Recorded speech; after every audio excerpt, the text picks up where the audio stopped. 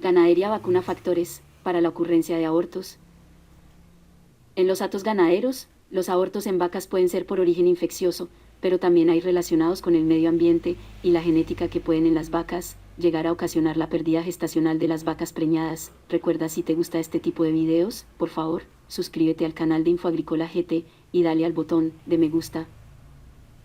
Al factor que más atención se le ha prestado en los hatos ganaderos es al infeccioso, pues las enfermedades reproductivas tienen incidencia directa sobre las ganaderías. El manejo de los predios ganaderos incide en el desarrollo de patologías de todo tipo. En ese contexto, los abortos no son ajenos.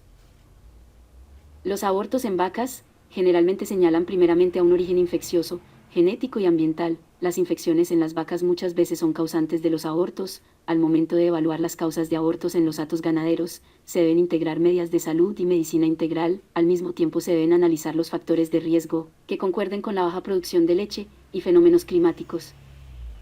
Este tema es vital, pues al existir estos problemas se afecta de forma directa a los índices reproductivos y por ende afecta a los temas económicos.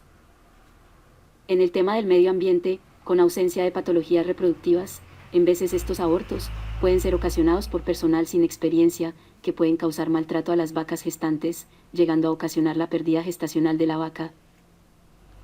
Las principales razones por las que hay que conocer los factores que pueden llegar a significar riesgos de abortos en las vacas es debido a que el manejo sanitario no es suficiente para mitigar o eliminar las pérdidas gestacionales. Por tal motivo es vital analizar todos los hechos que pueden llegar a causar problemas reproductivos en el hato, los cuales pueden llegar a relacionarse con la genética o medio ambiente. Algo primordial es que no se debe suspender los planes de vacunación.